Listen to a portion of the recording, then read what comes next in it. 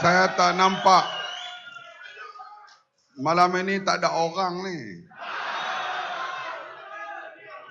Takkanlah nak sokong lagi Pakatan Hancing. Assalamualaikum warahmatullahi wabarakatuh.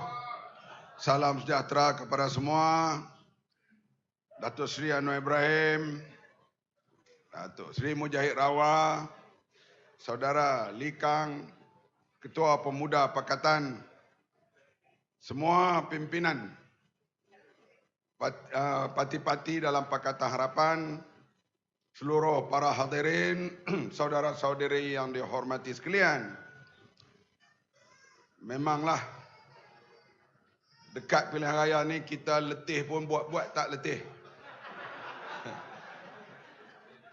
Malam ini saya nak buat aduan kepada Perdana Menteri yang akan mengangkat sumpah pada 20 hari bulan November nanti.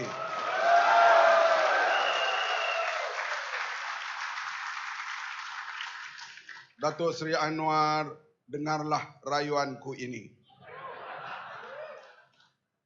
Kita berada di tempat pencen polis, pegawai polis, pencen tentera paling ramai di Parlimen Tambun ini. Keluarga besan saya di sini pun adalah keluarga polis. Sama ada polis hutan ataupun polis yang berkhidmat yang kita nampak selalu di pejabat atau di jalan-jalan. Semasa saya jadi Menteri Pertahanan, saya berpeluang melawat rumah-rumah tentera, kem-kem tentera. Datuk Seri Anwar, rumah-rumah tentera kita amat daif. Kalau ada anak lelaki dia darjah 6 bergaduh dengan anak lelaki darjah 4, boleh pecah dinding rumah.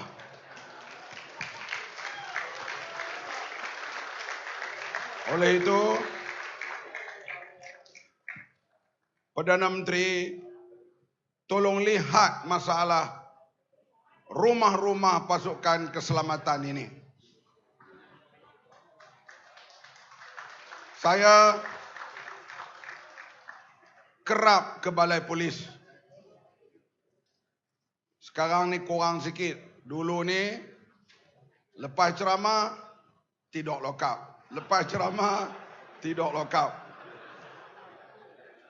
Bila kita pergi ke balai polis, ada kadang-kalanya polis masih pakai typewriter zaman P. Ramlee. Yang paling dahsyat, kira-kira 2 bulan yang lalu ketika kita buat flash mob tentang kenaikan harga barang, saya dipanggil ke Balai Polis Bukit Aman. Di situ tingkat 2. Itu tempat orang-orang besar. Kalau nak dipanggil oleh polis, itulah tempat orang besar.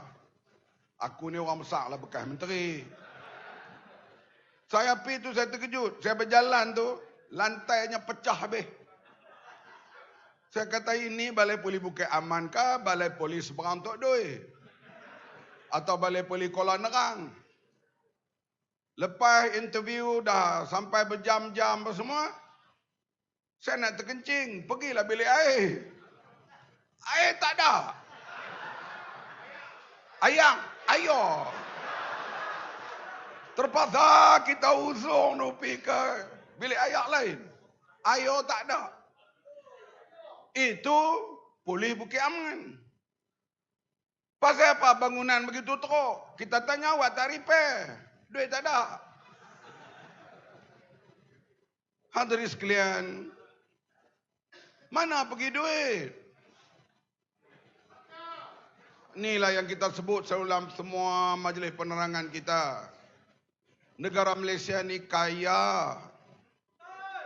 Kaya raya. Tapi kalau bocor, tirih, leakage sampai 60 bilion setahun, ni mentergedara apa ni? Saya sebut banyak kali dengar ceramah Jomo Sundram, dengar ceramah Lim Guan Eng, kau orang ekonomi, orang accountant. Saya antara percaya dengan tidak, memang ada. Betul kan ni yang mereka cerita ni? Betul kan leakage, tirih begitu? Tapi bila kita peluang jadi menteri, kita tubuh jawatan kuasa, siasat, buat jawatan kuasa ni dia ada kuasa. Saya tuduh, ngakoming rasuah. Ngakoming. Saya tuduh kamu rasuah. Saya tuduh kamu makan duit 3 juta. Saya boleh tuduh, saya bukan boleh periksa. Saya pergi rumah dia, kena ketuk pintu. Kalau dia buka, baru saya boleh masuk. Tapi kalau jawatan kuasa ini atau SPRM, kalau tak buka pintu, dia boleh tendang pintu. Mereka boleh siasat, boleh buka fail. Bila buka fail siasat, apa yang dituduh selama ini sikit yang sebenarnya bukan bocor, derelui. Duit negara kita. Inilah hadirin sekalian, kita pergi sekolah dalam kawasan saya atau kawasan lain. Ada bumbung tirih, ada paip pecah, padang bola, tak sedia dengan baik. Kenapa apa dia begitu? Duit tak ada. Nak ada duit macam mana? Setahun lebih 60 bilion hilang. Rakyat akan tetap undi sebab mereka cover dengan slogan Hidup Melayu.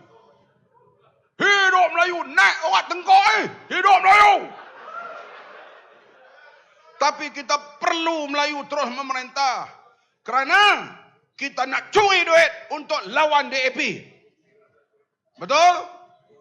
Kita curi duit tabung haji untuk lawan DAP. Kita curi duit MARA untuk lawan DAP. Kita curi duit Angkatan Tentera untuk lawan DAP. Semuanya digunakan untuk lawan DAP.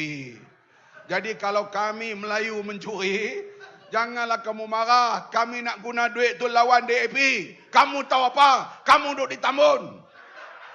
Kamu ni pencen-pencen tentera. Makalah dengan elau yang sikit tu. Kami perlu duit nak lawan DAP. Demi Melayu dan Islam.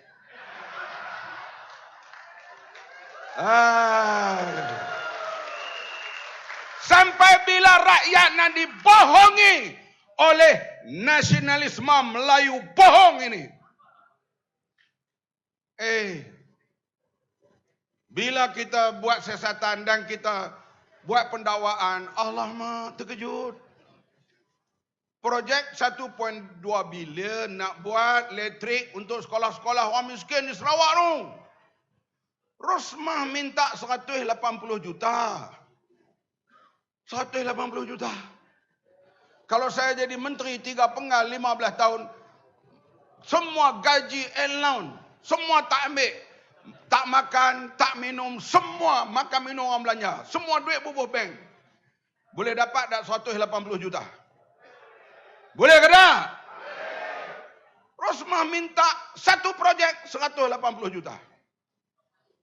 Cik Kiah dapat 6,000, senyum sampai ke telinga. Cik Kiah, Mak Iyam, Tok Timah, Ahling, Mari Mutu. Oh, kerajaan bagi 6,000 kepada rakyat. Tepuk meja dunia. Pop, lambat-lambat. Cik Rosmah, Cik Kiah dapat 6,000. Cik Rosmah dapat 180 juta. Faham ke tak ni? Ni bekas-bekas tentera, bekas polis yang duduk sini ni, faham ke tak? Duk faham, duk undi, berapa lagi UMNO BN tu?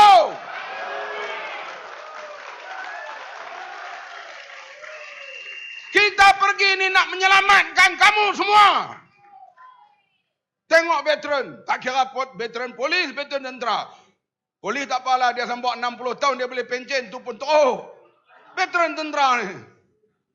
Umur 41 dah pencen. Yang tak pencen 15 tahun kerja, berhenti, tak pencen. Nasib mereka macam mana? Bila Bang Mat jadi menteri, dan lah juga tolong. Tapi tak cukup. Boleh berilah RM500 one off kepada veteran yang terlibat lawan komunis dan lawan konfrontasi dulu. Kita jumpa Menteri Pertahanan.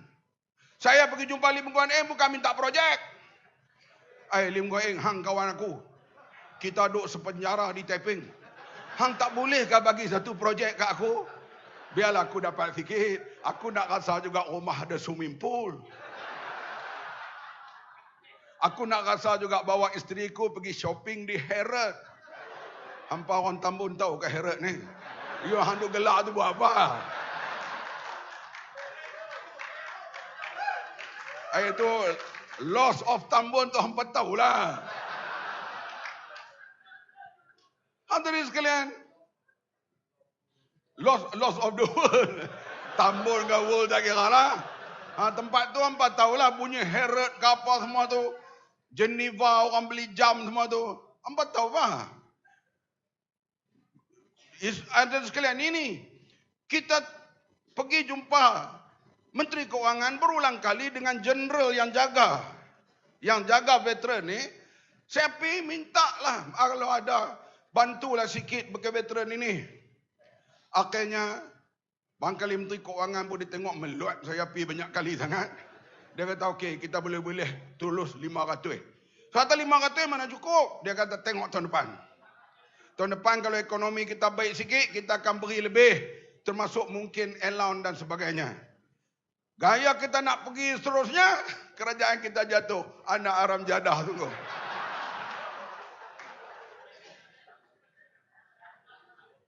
Hadirin sekalian. Kemudian kita mau tentera kita ini dalam keadaan bersiap siaga. Bukan kita nak perang. Sebab kita kena berada dalam keadaan yang cukup baik. Peralatannya, semuanya. Dan kita main proses defense diplomasi dan sebagainya. Kita nak kapal, kita nak kereta kebai, kita nak semua adalah. Berhabis dah 6 bilion kapal tak siap. Saya tanya orang yang siasat Tan Sri Amrin Buang. Bukan ku tanya Leh Tambun. Bukan tanya hak duk kerja jual nasi Wangge tu. Tanya Tan Sri Amrin Buang. Ketua audit negara 8 tahun. Saya kata pasal apa tak boleh siap kapal? Nak siap macam mana yang berhormat? 400 juta dibayar kepada satu syarikat yang tak ada kena mengena dengan buat kapal. Duit tentera pun sanggup mereka curi, tambah duit kamu semua. Tapi Melayu ni, hidup Melayu, undi lagi. Aku balin mikrofon dengan aku sekali.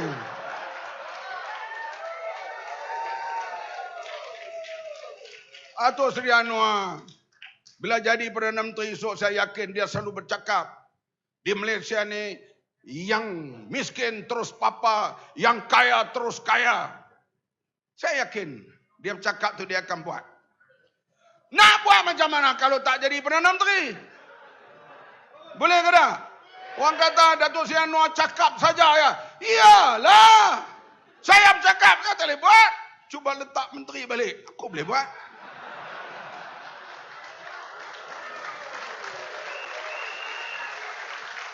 Lah, kita bersyarah lah.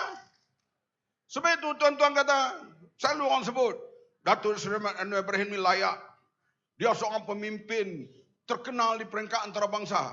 Di UNESCO, di United Nations, di negara orang Islam, di semua tempatlah forum antarabangsa. Ya, dia terkenal. Ya, dia hebat. Kalau kita menang tak cukup kerusi, duk hebat situlah dia. Kau duk balik cerah tokun bila pun. Tapi kalau 19 hari bulan November pukul 1 pagi kita Pakatan Harapan telah capai 112 kerusi.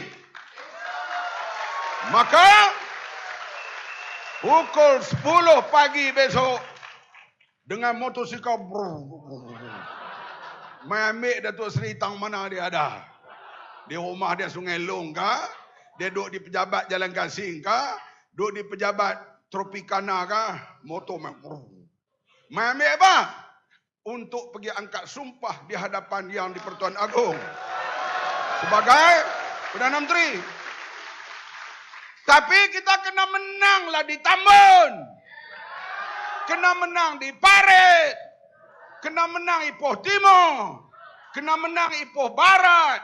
Kena menang Bukit Gantang. Kena menang di Taiping. Kena menang di Teluk Intan. Kena menang di Larut. Faham tak? Ini Anwar sebagai Perdana Menteri. Tengok-tengok Parit kalah.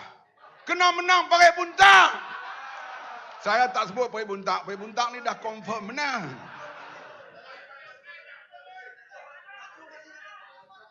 Inilah hadirin sekalian. Lah, Mat Sabri itu layakkah jadi Perdana Menteri? Tapi dia cukup bilang, jadilah Perdana Menteri. Bodoh macam Yudi Yassin pun boleh. Dia bukan soal bodoh cerdik. Cukup bilang atau tidak. Ini kena faham. Siapa pun. Kalau dia cukup bilang dapat sokongan, dapat di Perdana Menteri. Sebab itu bukan hanya kena menang di Tambun. Tolonglah. Dia beradik di Larut, Kuala Kampung tu. Hak duk motong getah tu, tangan pun bau skrap. Main supermarket tu cuci air sabun 3 hari baru hilang. Hak jenis tu dia kira UMNO jaga. DAP akan tawan Malaysia. Nanti Cina perintah apa nak jadi kita. Barang mahal, harga simen mahal, sayur mahal, ayam mahal, telur ayam mahal. Tak apa, Melayu merintah. Kalau Cina merintah, apa nak jadi? Selalu soalan itu ditanya. Tak apalah, kami baliklah kepada UMNO. Menang lagi, jenis Peja ni. Peja ni memang dia suka bercakap soal ayak. Sebab kita tahu dia suka benda-benda gitu. Ayak ni, ayak ayo ni. Jadi hadirin sekalian, baik itulah kita bekerja kuat ya semua ya. Boleh semua bekerja kuat? Boleh memenangkan Pakatan Harapan di Tambun? Memenangkan Pakatan Harapan di seluruh negeri Perak? Boleh? Hanya setakat itu dulu. InsyaAllah Pakatan Harapan akan menang di Putrajaya dan memerintah di Perak insyaAllah. Sekian, terima kasih kepada semua.